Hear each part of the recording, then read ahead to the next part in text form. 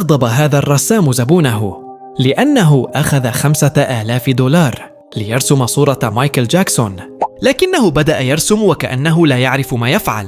كان يخربش على الورق بقلم فحم، فصرخ الزبون غاضباً، لكن الرسام طلب منه الانتظار 10 دقائق فقط.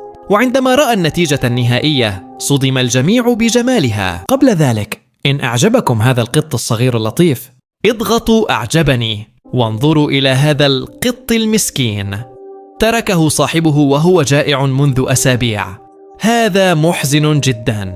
إن كنتم تحبون الحيوانات وقلوبكم رحيمة، اشترك في القناة وضع رمز قلبي في التعليقات وشاركوا الفيديو لإنقاذ القط.